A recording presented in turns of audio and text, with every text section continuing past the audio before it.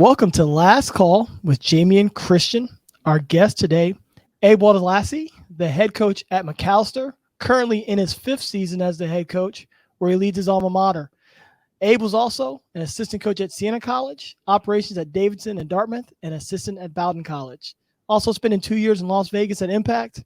Excited to have Abe on today. His experiences are unique, and I think it's going to do a great justice to our fans here. We appreciate you all listening. Abe, how you doing today? Jamie, do well, man. Excited to be here. Happy Sunday. And yeah, thanks for having me on, man. You know, it's funny. I mean, I kind of started this. We started talking today. The first time I was introduced to you was from a good friend named Kevin Snyder, who you guys would recruit against when you were at Bowdoin, and he was at Williams College. He worked with me for a year at William & Mary. And he just always came in the office talking about what a good person you were and what a great coach you were. You know, we talked so much about the ability to connect with players. And he was like, you got to get with my guy, Abe. And so really since those days, we've been in connection, not super close, but I think we actually stay in touch pretty well through the course of the year. And anytime I've needed a little bit of advice, I don't hesitate to reach out to you and vice versa. So I'm excited about getting you on this platform here today. Yeah, thanks, man. No, Kevin's a great guy. We had some battles, you know, when I was in Maine, and I don't think we beat them while he was there. So he probably likes me, but that's high praise from him. And he's a great guy. Yeah. You know, the one thing you have when you have good friends is they have a natural way of wanting to connect good people with good people. Right. And so I think that's one of the things that's always been exciting when someone like Kevin says, hey, you got to meet my guy, Abe. I was like, man, like, let's get together. And, you know, I remember I took over the job at Siena. You were one of the first people I reached out to try to get some information on, you know, Siena and, you know, how we can make that adjustment. And you gave us a lot of great stuff. I mean, we obviously turned that thing around pretty quickly, as I always really appreciated that. Yeah, man. I think, you know, there are a lot of coaches in this world that work hard, and there are, I think, some that make connections, but trying to help others, you know, can make the difference. And, you know, I feel like in a lot of ways what goes around comes around. So if we can all try to help people, you know, it makes what we're doing a little more worthwhile. So, yeah, let's talk a little bit here about Macalester. And yeah, you're a great player there too. Yeah, you know, 2 seasons there, you averaged 17 points a game, 5 assists in 50 games, scored almost 1,000 points in 2 years. So you're a pretty good player coming back home. What's it like being the head coach at your alma mater? Yeah, it's hard to replace home, man. You know, I grew up here, born in Minneapolis, raised in Minneapolis, and then, you know, our college is in St. Paul. When I was here, we played in an old gym, rinky-dink gym. They actually tore down the current gym we have. The gym I played in, they tore down. Now we got this beautiful gym. So my senior year, we actually played at an all women's college that was like 2 miles away. So we didn't have any locker rooms, no showers. We just kind of like changed in the gym and practiced and got out of there. So to walk here now and to be the head coach, like you said, after 5 years, it's special. And, you know, now we're, you know, I would say we've never made the NCAA tournament, Jamie, in the history of the college, right? 0 NCAA tournaments. And so we're knocking at the door to be the first to do it. And we were close last year, lost in our title game, but now we're getting used to having a target on our back, and we're not sneaking up on anybody. So, yeah, man, I love it here. It's a great spot to be. I love it. You know, we have a lot of first-time head coaches that listen, a lot of people that are aspiring to be head coaches. What was your first head coach moment 5 years ago where you were like, wow, this is really my responsibility. This is really my baby? One memory I remember the first year was after 21 games, Jamie, we were 4-17. And, you know, you come into the year, right? And I don't care who you are or what program, or you don't expect your first year, you're going to be 4-17. And I just remember looking at my assistant who's still with me, Connor Nord. And I said, man, just be thankful you're not the head coach. They'll never ask you as an assistant coach what your record was as an assistant coach. Like that'll never come up in an interview, but they will as a head coach. And but thankfully we won 3 of the last 4, and we finished 7-18, and that was 4 more wins than, you know, the year before. And so it felt heavy, man. Like it was like, man, I thought I was going to be better than this, and I thought we were going to be better than this, but we won 3 of our last 4, like I said, and we ended on such a great note. And then we carried that to the next year and the next year, and every year our winning percentage has gone up. But I just really remember that moment after that loss, just feeling defeated, and it hurt, but that was part of my path, and we kept fighting, and we're still here. So. Yeah, so much of being a head coach, and I would use the phrase learning how to be a head coach. Now you've done it 5 years, so you know how to be a head coach now. But that process of learning how to be a head coach is always humbling. I mean, all learning is humbling. What are some things you learned about yourself through the journey of where you are now? Yeah, I think that, you've got to be your own man, right? Or own woman, if you're listening, and you can't try to be anyone else, right? I've worked for some great coaches, and you take a little bit from everyone, but I'm not trying to be any of the coaches that I work for.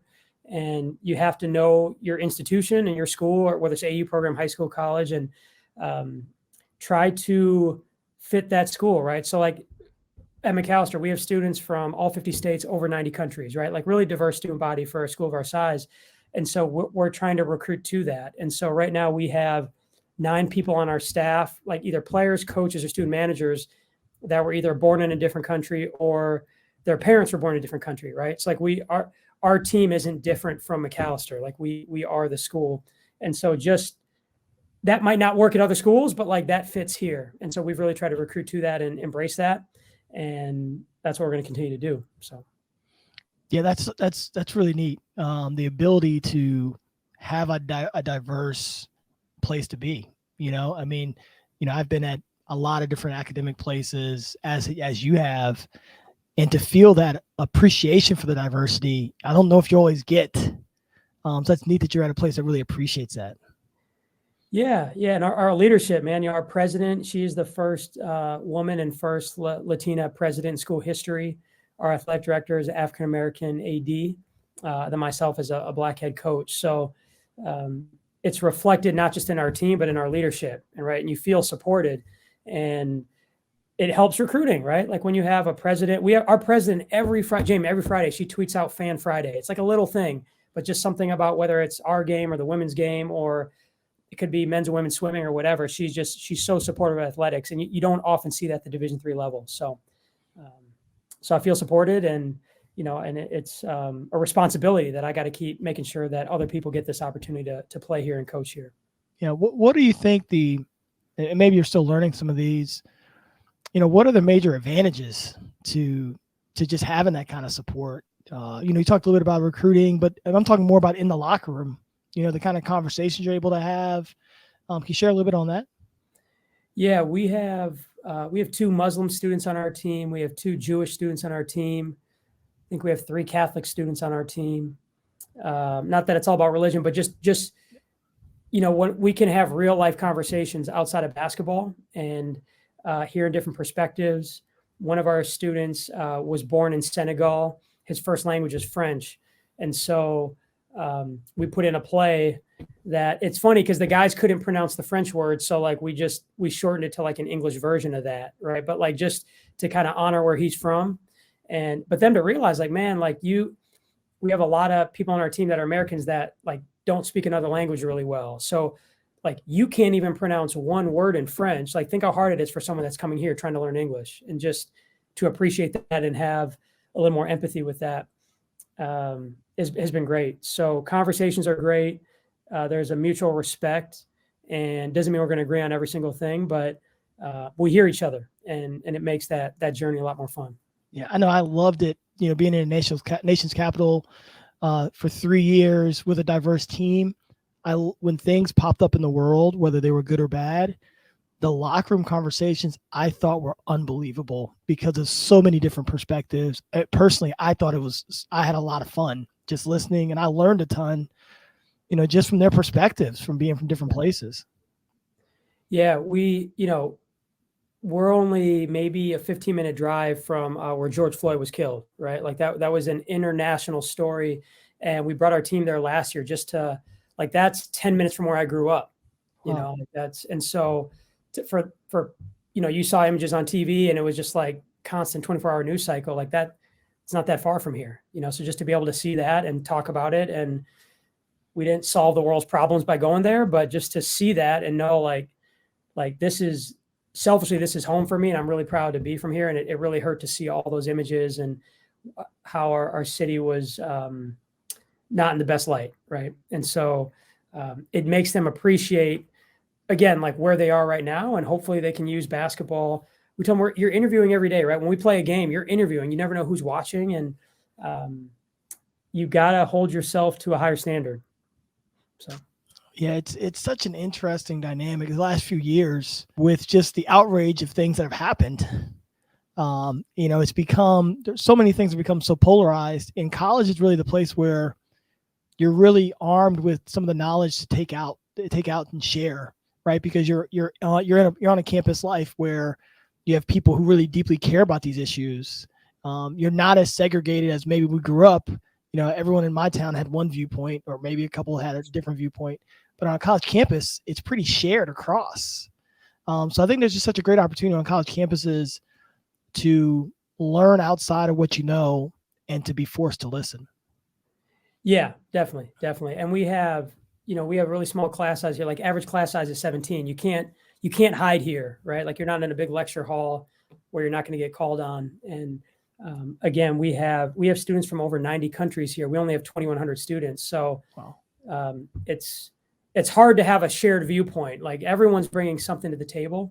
And I think a lot of it's just listening. And that doesn't mean you're going to agree with everyone, but if you're actually hearing someone and giving them that space to talk and that respect, everyone's going to win at the end. So, yeah. Well, let's dive a little bit too, in just a little bit of your background. You started out at St. Thomas, spent 2 years there, transferred to McAllister. Let's talk a little about your upbringing and just some of your background stuff. Yeah, like I said, I was born here. Both of my parents are immigrants from Eritrea, which there was a long civil war in Ethiopia. It was like a 30-year civil war, 1961 to 91. And then Eritrea didn't become a country until 1993. But my dad left there in the 70s, came here. I was born here. He brought my mom over. My mom passed away when I was young, and so it was just me and my dad growing up.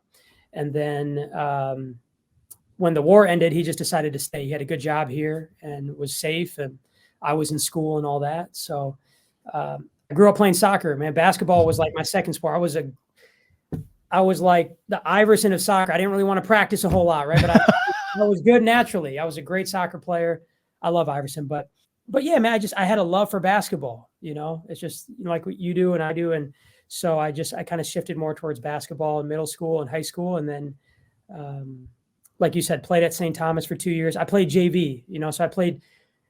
You got to love the game to play Division III JV. You're not playing for gear, you're not playing for fans, you're not playing for anything other than loving the game. We got the old varsity like practice jerseys and the old varsity game jerseys, and our parents and friends would come to the games, and that was it.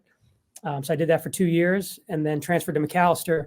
So St. Thomas and McAllister are on the same block. So Summit Avenue connects St. Thomas and McAllister, like not even a mile, maybe about a mile from each other. And transferred to McAllister, played for 2 years, like you said, and then started my coaching journey, right after that. I mean, you're a pretty good player at McAllister. Those are pretty good numbers for 2 years opportunity, So that St. Thomas squad must have been pretty stacked.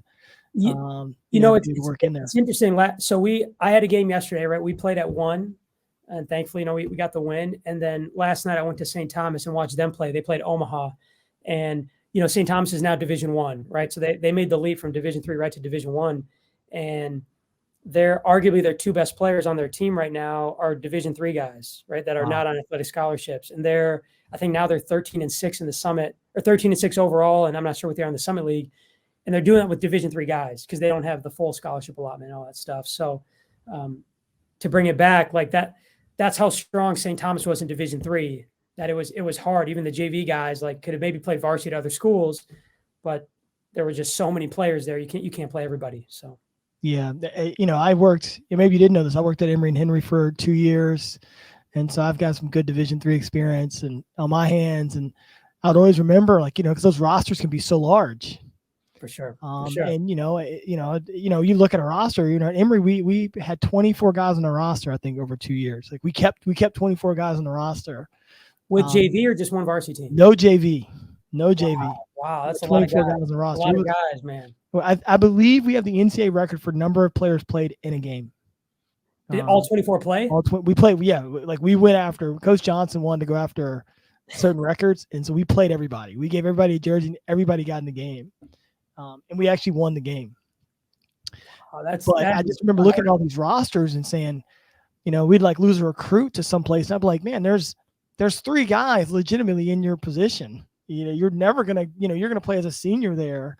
And so the Division III rosters are always kind of like in flux, in the ODAC, especially with guys. You'd have a guy who's a 6 man at someplace transfer Division II and be a starter because they're really talented. Yeah, it's the line, and especially now with like the transfer portal and all this stuff, like just the line is blurry between a high end D3 guy and maybe a high end D2 guy and like a lower to mid D1. It's again, like St. Thomas at the game last night, they had 2 Division III guys starting for them, right? And one of them was the leading scorer last night. So, yeah, there's great players at every level. Yeah, I always say, I don't know how you feel about this.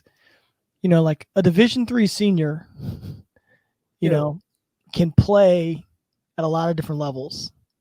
A Division III freshman has got to learn the stuff he needs to learn to be able to play at all the different levels. And so I always hear people say, oh, like this kid's like a Division I kid. I'm like, well, he's a freshman. He maybe can get there. Yeah. Not there yet, And so anytime that kind of comes up, I always kind of push back.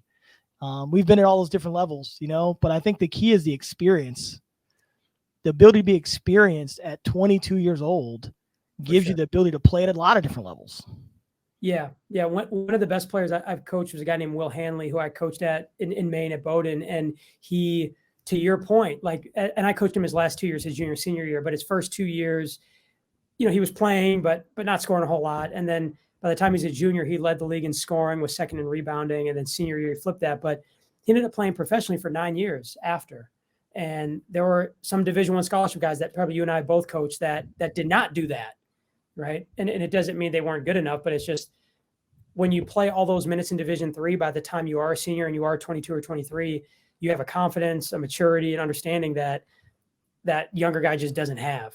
So, and some guys grow later and put on weight and maybe grow a couple inches, whatever. And these aren't robots, they're humans, right? Like guys change from 18 to 21. So I agree.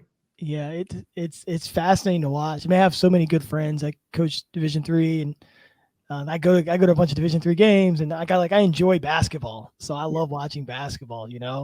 And it's just so many good players. When I was in Division, I played Division I. I'd come back in the summers, play at Randolph-Macon. Yeah. And they'd be out there running like motion in the summertime and all this shit. And like the Division I game, you don't play that way. Like you really, you move, and then there's isolation or. It's just the games are different. I will say the style of games are different. Yeah. And so I'd be out there, they'd be scoring. I'm like, oh, like I could play with you. It's like, listen, man, like you're going to go up a level. We're going to isolate you and you're not going to be able to move the ball like this. We're going to pressure it out. Yeah. So I do think that is a little bit of the difference too, is the style of game is different because of the size of the players. Yeah. The size, a lot of times the athleticism, I think a lot of times the skill could be comparable depending on a higher end, like Randolph-Macon won the national title last year, right? Like they're one of their best players, who I think was ODAC Player of the Year, is now playing in Germany, and maybe he's one or two, like a guy that could play up, but like you said, the size, athleticism is just on average isn't the same, D3 as you go up. And like good teams beat bad teams. So like if you're a good team at this level, you can beat a bad team at that level. For sure. You're a good team. A bad team is a bad team. You're not beating anybody. I'm looking at some of these college basketball things, Division I, and there's a job in the nation's capital where they're saying, "Oh, these players are so talented," and I don't know why they're not winning. And I'm like, well, they're not that talented. If you're not winning, you're not that talented. It's just certain guys know how to play together and move the ball a certain way, which allows winning. Yeah. You know. And it's just again with the transfer portal, it's like how, as coaches, right? How do you like build a team? It's getting, you could build it quick, but then it's quick the right way. And it's just, it can get messy. So chemistry and buy-in and everything is just, it's more important now than ever. Yeah. One of the teams I looked at when I was in the A10 at GW, The first 2 years we were playing away, and I was like, we can't win in this league this way.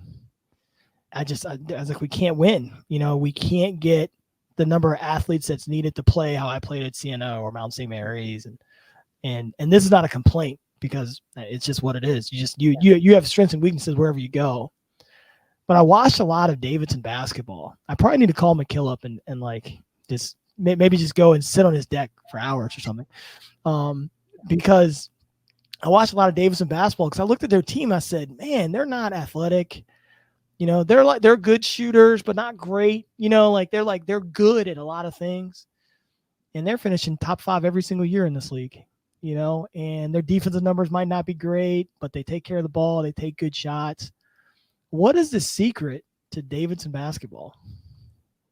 Man, so I was lucky enough. Was there for 3 years, right? So I was there our last year in their Southern Conference, and then our first 2 years in the Atlantic 10. And when we left the SoCon to go to the A10 preseason coaches poll, I think we were picked 12th out of 14, and we won the league outright. And our point guard was 5'11", our shooting guard was 6'1", our small forward was 6'3", our power forward was 6'5", and our center was like 6'7". So to your point, we weren't big, we weren't athletic across the board. Coach McKillop, the dad, and now Matt's going to do a great job too. But Coach Bob McKillop just did an amazing job of finding the right guys. You can't see right now, but like I'm pointing to my door.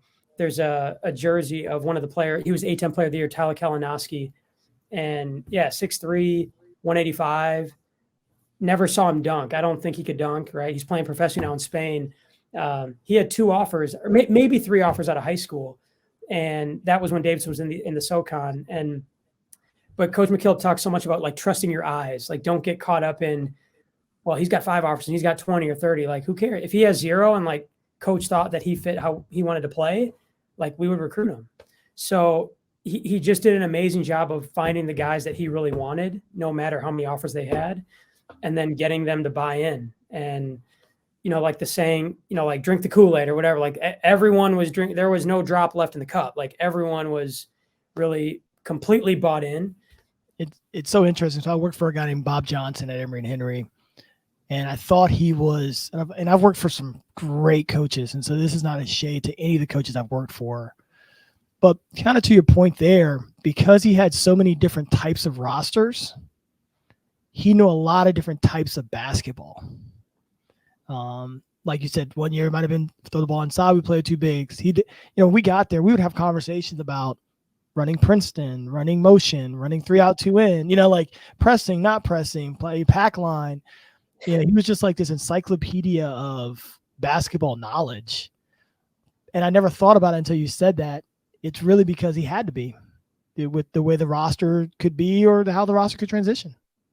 Yeah, and again, like when you don't have an athletic scholarship, it just changes things, right? Like, and there are kids that will recruit for over a year, and then all of a sudden, late in his junior summer, he gets an offer, and it's just, you got to be happy for that. I mean, you can't be mad, but it's just, you have to try to get like the best players possible, and then tailor. I think, in my opinion, we got to tailor our system to that.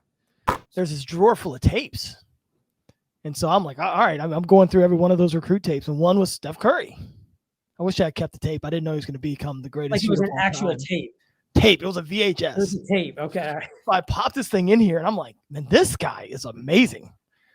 He's putting on the floor and handling whatever. And so I call like his high school coach, and his high school coach, well, if he doesn't end up with anything, he's going to end up walking on at Virginia Tech. Yeah. And I was thinking like, he's going to walk on at Virginia Tech. Like, this guy is, because you could see the skill and all the, like, he was skinny, but it was like, he wasn't doing what he did at Davidson. Yeah. But as a senior, you could see that, like, he could get his shot off. He could handle the ball. Like, I don't know, maybe I was just so passionate about this game. I was like, this guy's unbelievable. He's walking on at Virginia Tech. Like, so I was like, I'll make a call. We'll try to figure it out. And then I think Davidson came in a little bit later, I think, or something. But yeah, trust your eyes.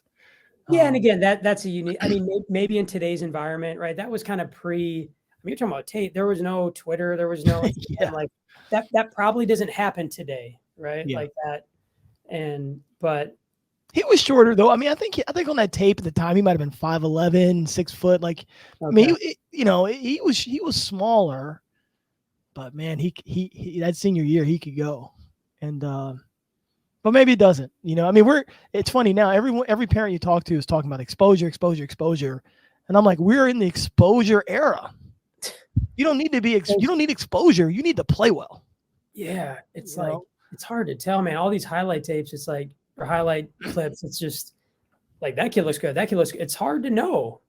So much of it is trusting your community and like the coaches, like high school, prep school, AU, all that stuff, and like just getting a real evaluation. And it's hard, right? Because again, we're a Division III school. We don't have but we can't fly everywhere. We can't see every single kid. So you really have to trust your network, man. And before I let you go, I want to talk a little bit about Impact Academy in Las Vegas, working there, because I've always been fascinated with these kind of academies and that kind of world.